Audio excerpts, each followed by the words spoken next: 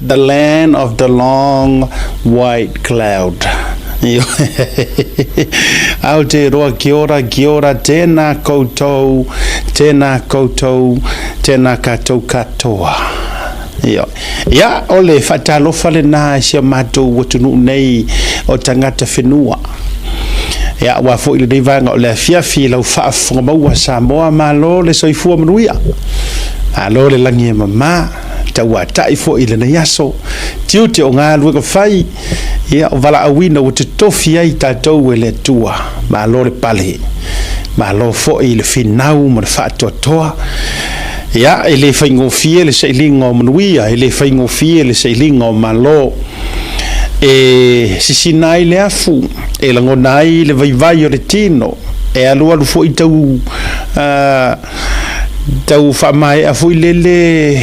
ia manatu malangona tau tua o tau muta le fia manao e nau e whaau au pea ia le tau tua ma le seilinga malo.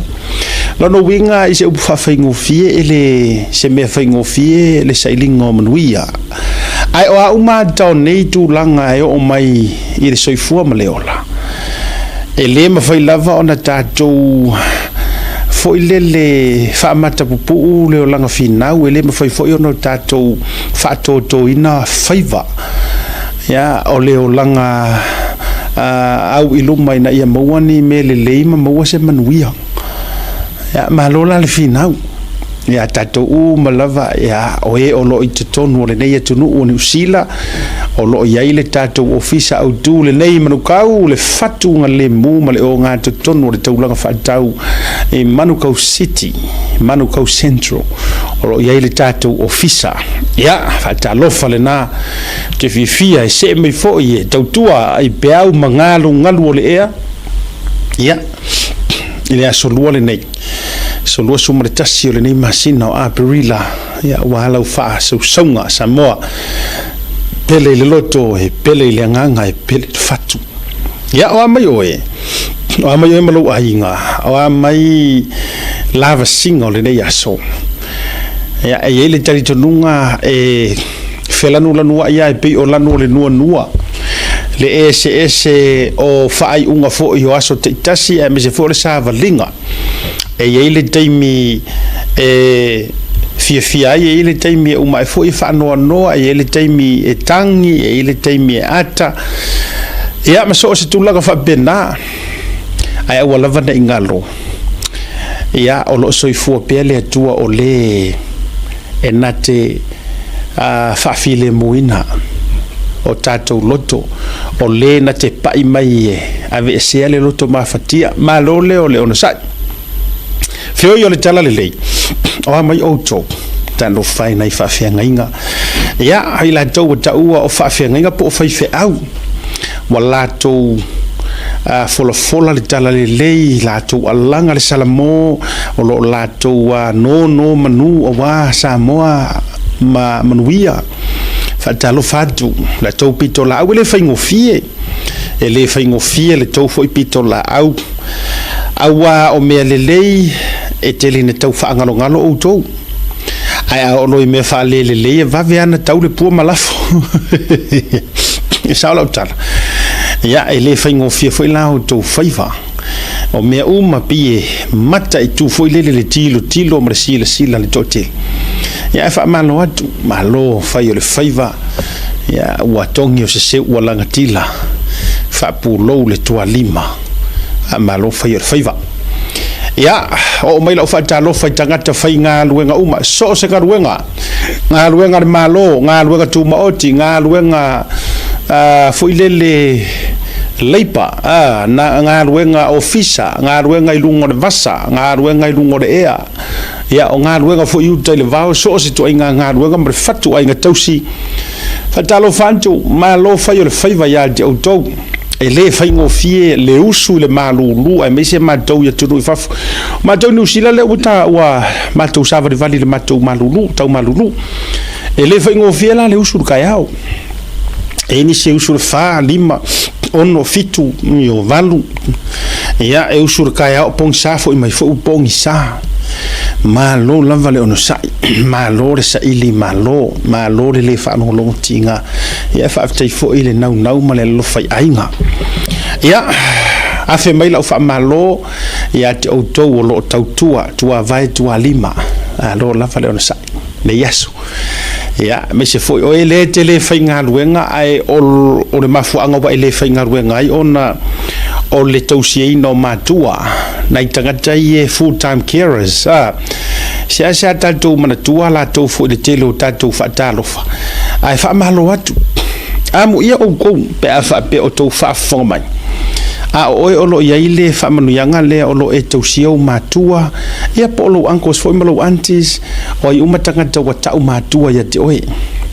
ia polo e kea fo i sesi tangata tu sa pesi tangata ese au lo ngaluenga lea amu ia o do fa tai fo ile te talo ile tua ia sanga fo i lo do malosi wa fo i ko ke fa ia ngaluenga ile ma fa inga fa ia ngisi ngaluenga dai tu te fa ile kai ma fa inga fa ia ngisi special ia tangata ia ile loto te tele la tu te fa ngaluenga fa pea ya amu ia fo o do awa ele ngata ia o manuia mai matua e tau te tiwa ia o manuia fo i mai le langi me la le fatalo fatu ya te auto a fai o e fa funga mai a o lau ngaruenga lea o lo tausi o matua full time funga le a ve fa tu lo fata ele la tou ia fai o la tou la e fata fa fao fa fia fa fanga mang o ma fa pena e le fe silingia manuia ale i umai manuia ia te oe e whaau i lau whanau ma whanau a lau whanau e manguia e oe anga o mea laile a fionga le tua manuia na ave le tua ia Abrahamo ona o lona usitai e ala i lona whaatua tua e ofo mai lona tali e to tasi e whai ele taulanga na tofo e le tua pe fasili ia Abrahamo longa kali e kokasi pe fasili lona whaalongo ma lona ustai ia na uma leo wa ia tua si la tule tua ele o whaakala sua ele o ngimea ula mea apela mo ia la fai posi ia ele lima ilunga la au sir kaulanga walunga ele lima la tulou la fasioti lona tali isako ai ta ho filoa wa pasi le testa apela mo mai lola io le tala talinga le tua o so o lau whanau o le amanu ai le lalolangi mai o so lau whanau o le amanu ai ele i nga paule whaalanginga nga maua mai apela amo ilona taulanga lena malona ustai o le whaapinge whaamawinga o longa whaalumanga po o lona whaalupenga o i o le tamaa o le au whaatuatua ai ngare kasi asio ngakari sau ia isa ako maua mai kamai ko olua e sau mai Yakopo sau lo ia Yakopo ola whangau mai aiku ainga sumalua isa la eku whakaungu ure leire folanga nga whai isio nga grandfather so o lau whanau e manui ai aku sa yonge o le sami ma feku o le langi la le wingo la utala o wafe mai ya tatou ma utou ie tausi matua ma le whamaoni tausi fo inisi wa fai ma matua po wa vatu e lalo le taukea o manguianga le lope uma o ia pa wale meanga whaava ai o ele tua ongi kumu o manguia ia a o so lau whaangau e kupunga mai oka ia fai wa mamau te le tua apela amo ia ma sa koma Yakopo le la vatu ia tavita tupu isala elu kupu piko ila ikiki ona o le fia ma le faiva o le tua ia tavita fa mai e umalo o ke fa kupuinga lo wakali ile anta to voltus pa ele se tama pito sili na mi o vale va tu fa fonga la tunu ar kupure sormonga o langi ko o lua o mea uma fa pena ai na tu maua ia ma faapale le alofa o le atua ai sea ona o le fatu na toto e tavita ma ngai nga fa malo si mo ka ko ya me foi le tatou fanau na ona ia funa mele le to e lau o fungi ka ko so nga ka fili sa ngwa ona wa ai I mea te le inga lue ina e ia me fa penga e ke ia wa ai I mea ke le inga lue inga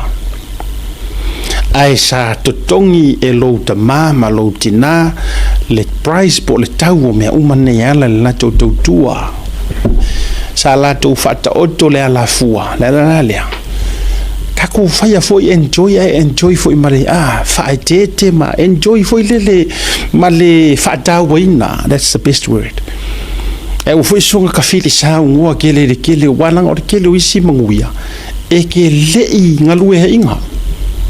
o ke le ingalue inga ai onga o le fakunga ko ko lo ka mama ro kinga por ka ma por kinga ua fa solo mai ai manguia o ka sawala ia le pe o ka se mai ma o mali o ka o ai frese sapi ma o mali ia ke alo fo mai la ngole tua le yes ai ele onga o oi ele onga onga o le fakunga ko ko lu ka mama ro kinga fa tawora na fo yo le na vaenga fa malo si awa e fa malo atu le tausi matua o fo ile awa e musu e ke va kukuse istanga te fa nga fo ia matua e fe alo fa ia si fio le kausi sa o matua io e si fa nga matua ono le manana o mea le fa malu ko ke o fa ya ko ai lo ai le wa o lu fa ko ngi ai o fa so la tele ai si tanga da fa nga matua ona o mea mawa ai o se pukulo i se fa ka ele o se pu se suio o ie moenga o se pu se ave fa ki to te sila fia auto ta sile vaenga ua vave ai le mai le o le foi dementia Alzheimer's dementia sa ta sile vaenga ua vave ai le mai le o le meo le ola isolate wa le ai se kalakala ngoa ai wa manatua nai matua matutua o lai fia kalakala ngoa le ngole mafau ele o fai ai o lai fai ifo wa makua la fa solo le mangalo ngalo le fai ala ka ko ngalo e ngor fa kalakala ngoa el pese avania se fa tala no o le fofo fa sa mo vai o isi la va enga ya kako ke ala ye lu ka fo mai se la ngor ka or ko inga wa o lo makua ke ya or fa saren akiro ona o fana pa war me la fa sa ngai mangai ka mama ngai kinga or kivi ya ya luar ka ka ye fa ile me fia ya i malonga la lo langi fa to afo i mai ya hai mam hai dad poku moi se upur fa karkala ngoa ai ora fia tala no la do te vai la ke ko la ku de sikaimi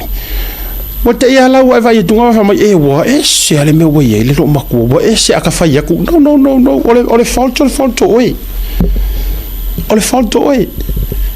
tu lo ele va pe te fa tu sen ai te fa pe ya o minga ku ua sa masingi po le ase me fu ile ke le I fa nga le fia te le la tu fa ma fa ka vale sua ula ye ke viu e koso le moa ke viu e koso wale hai anga fa mai la ya se va yo le moa fo se va yo le afi fo ai ua mafu ua matua pe fu la vai le fa ma fa le vinga fa la tatala ta sire nga ruenga fa tu no fa pe ma fa kara ngo avenga I kama manga kinga fa ki fa ia o manga kua o le kau ke o le kau ke rowan tayo o manga kua o le kau ke even tayo o manga kua ia o le masangi nga esa vali so roi kai mo malos ti va ai la ia ele aingi nga mea o ngi Alzheimer's, ele aingi nga mea o dementia, ele aingi nga mea o ngi mento marngiangi nga mea. A ngofo ngi la ko le poku pe ngofo le fale le inka maiki fai fo ore se sengi o ka maiki ele o ifo fa kala o pa wala na o me mo e te ua tu foi mai e wa ese ha e fa yakua wa ese nga si o ma si king si ro ya fa sorna fa sore leile na e vatu e tu alalo e oi me ngol me fa ngalo ke fa yer fale la fo ia ma os fa monianga fo ile ye o sio matina ya ta ma fo ile fa le lo yai ya o fa karkalango o ma fa ile routine o ma lenga fa ile routine no va yaso ma sketto o le aso lea o me ia fa yai o le aso lea o me ia fa yai o le aso ki e le aso lea va fa ki e fa ka fa o le aso le o le mor o la vai la nga wa mai se o ki nga le mor mar ko soli e vai pe foi le bo o le o la fa va que no poder que muni nga ki lo ale ma wa fia no sala no fufare e o futuanga va tu motato uma ele fa pe a ilo e nga mo ele le ale nga a wiki pole fa pasi la lumia swipe scroll ya fa malo fa te ya tu na motato uma ya le fa vanga la fiafi ya tato issues la tu o ele te faita tala mai ma e fai mai mana ya loe vatu tato issues mai Samoa sole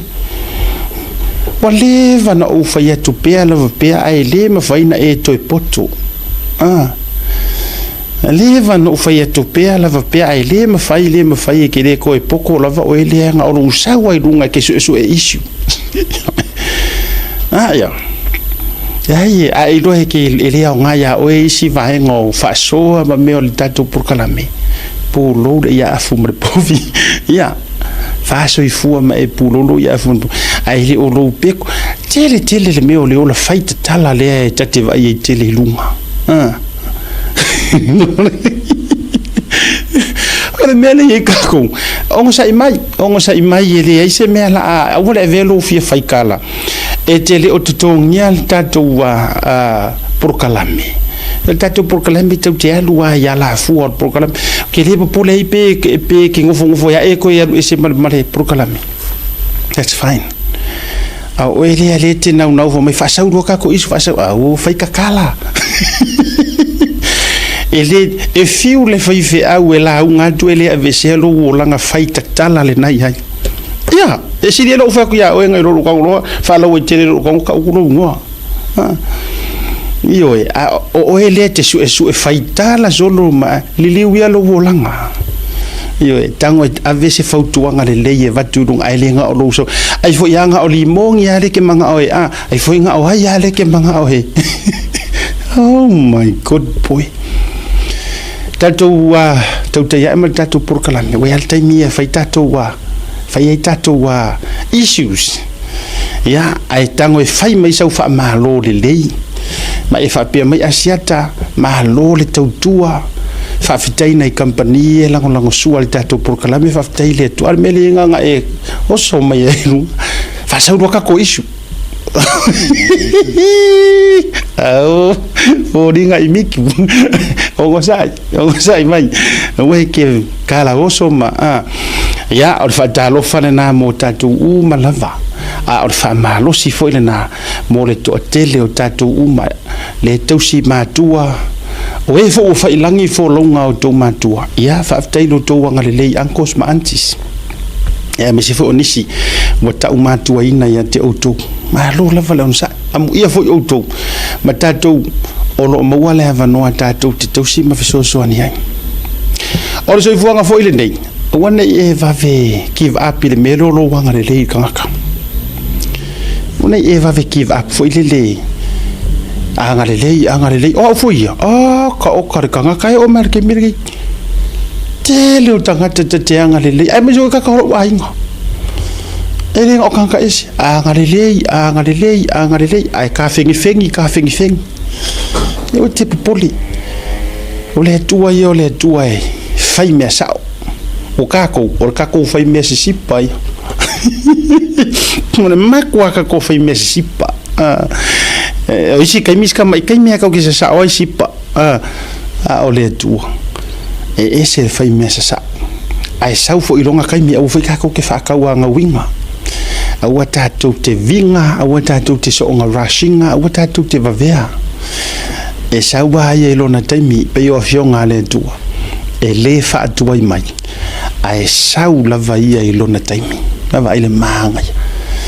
ia wha malo ma wha ta lo whatu mo o tau uma i la tau ia fia shell tātou proklame whaaftai atu malo whaaftai ai kalosia o e lea e ke oso mai e wakuroka ko issues kalosia o e shea ingar proklame Eo e talo sia ia mala utatalo a o ye singa me se kasi o proklame ke kango shea ai a vaina o lo usau e mata fua fa mai ka ere kala kuspa ia langa o ke fia kali aku ko issues ir kuspa ia eo e fa mai a fionga le tua aua nge i ea au nai ni mea maua fua ir kuspa ia Ewe, o laula nā tu ala lo foe mala ua ungani. Whaaftai tātou sponsors ono i lato. Lea whakupe inga re porkalame a fuainga maua ngai maku kukongi. E a fuai foe ona maua lea manoe vatulu tātou porkalame. So lau foe la te talo. A whai e te fia le tau tua mala onanga. Ea. Ngā le share, like, peke subscribe. O vai to ne so lunga di stangata na e lu tala ono so sene ela na contribution alla pas paki mas lu tala ono so sene va ai tato ia ole matua tau ngo fie ole me te fe so ni ai por karam ai a fainga o lu vai ki o e fai kala